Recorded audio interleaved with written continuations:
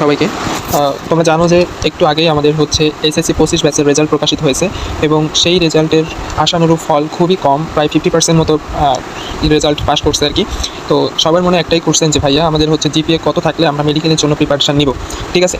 তো সেই প্রশ্নের উত্তর দেওয়ার জন্য আজকের এই শর্ট সেশনটা, তোমরা ভিডিওটা দেখলে বুঝতে পারবা যে তোমার আসলে কত জিপিএ থাকলে তুমি মেডিকেল পড়তে পরীক্ষার জন্য প্রিপারেশান নিবা বা কোনটা তোমার জন্য সেফ জোন সেটা তোমরা বুঝতে পারবে।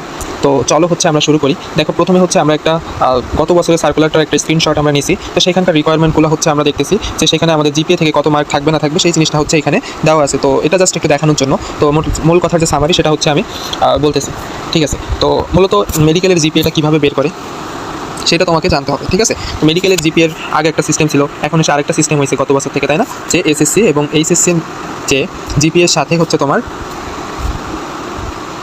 10 গুণ হয়, তাই না? তো এই হচ্ছে আমাদের নতুনকার সিস্টেম, যে এসএসসি এবং এইচএসসি জিপিএর সাথে 10 গুণ করে আমাদেরকে জিপিএটা মানে নম্বরটা বের করতে হয় তোমার মেডিকেলের জন্য, ঠিক আছে? এখন ধরো হচ্ছে ভাইয়া, তাহলে এসএসসি থেকে মার্ক থাকে হচ্ছে 50 আর এইচএসসি থেকে মার্ক থাকে হচ্ছে 50, তাহলে 50-50 100 মার্ক মিলেই হচ্ছে তোমার যে মানে আলটিমেট নাম্বারটা গণনা করা হয় এসএসসি থেকে 50 আর এইচএসসি থেকে 50, ঠিক আছে? তো জিপিএটা কীভাবে বের করে সেটা হচ্ছে যে তোমরা হচ্ছে ধরো তোমার জিপিএ হচ্ছে 5 আর তার সাথে কত গুণ করবা, 10 গুণ করবা, এটা ধরলাম এসএসসি, তাহলে হচ্ছে 50।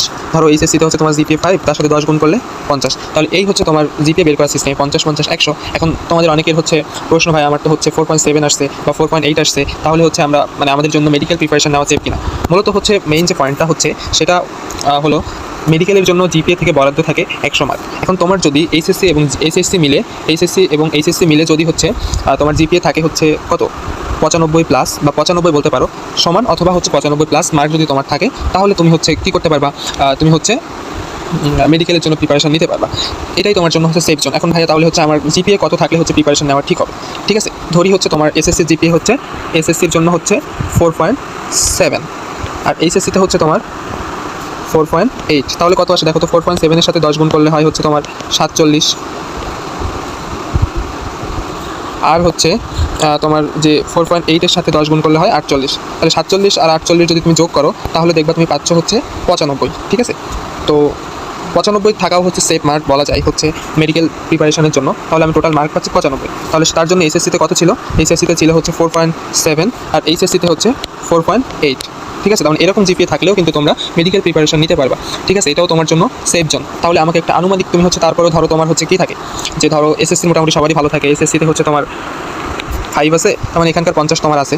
আচ্ছা, তারপরে এইচএসসিতে ধরো তোমার 4.5 আসছে, তো 4.5 এর জন্য কত আসে? 45 আসে, তাই না? তো 50 আর 45 যদি তুমি যোগ করো তাহলে তুমি পাবা 95। অর্থাৎ তোমার যদি এইচএসসিতে 4.5ও থাকে তাও তুমি মেডিকেলের জন্য প্রস্তুতি নিতে পারো বা প্রিপারেশনটা নিতে পারো, যদি তোমার এসএসসিতে জিপিএ 5 থাকে। তাহলে মূল যে সামারি সেটা হচ্ছে তুমি এসএসসিতে তোমার যেটাই থাকুক বা এইচএসসিতে যেটাই থাকুক, দুইটা গুণ করার ফলে যদি দেখো তোমার মানে জিপিএ নাম্বারটা হচ্ছে 95 হচ্ছে বা 95 প্লাস হচ্ছে, তাহলে তুমি মেডিকেল অ্যাডমিশনের জন্য প্রিপারেশন নিতে পারো, এটা তোমার জন্য সেফ জোন। বাট যদি তোমার কমে যায়, এর থেকেও যদি কমে যায়, 95 এর কমে যায়, তাহলে সেটা তোমার জন্য সুইটেবল না আসলে মেডিকেল প্রিপারেশনের জন্য। কারণ 5 মার্কেটে এটাও টাফ, বাট অনেকেই তো চান্স পাচ্ছে, তাই না? তো 5-এর বেশি যাতে না হয় সেই বিষয়টা এনশিওর করো।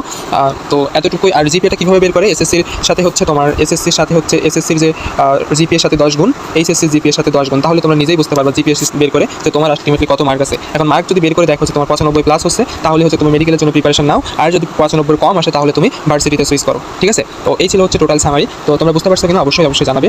তো এত বেশি চিন্তারও কিছু নাই আসলে। জিপিএটা হচ্ছে তোমার মেডিকেলের দ্বার বন্ধ হয়ে গেলে ভার্সিটির আরও অনেক মানে সবগুলো ভার্সিটিতে জিপিএ রিকোয়ারমেন্ট লাগে না, তাই না? তো হচ্ছে মানে এরকম জিপিএ খারাপ করেও যে ভালো রেজাল্ট করা যায় বা কত যে হাজার হাজার স্টুডেন্ট চান্স পাচ্ছে ভার্সিটিতে, তো হতাশ হওয়ার কিছু নাই। জাস্ট পড়াশোনায় কামব্যাক করো, আজকের দিনটা একটু এনজয় করে, বা হতাশায় যেভাবেই থাকো না কেন আজকের দিনটা একটু রিল্যাক্স থাকো, রিফ্রেশ থাকো, আগামীকাল থেকে নতুনভাবে শুরু করো। একটা শুভকামনা রইল তোমাদের।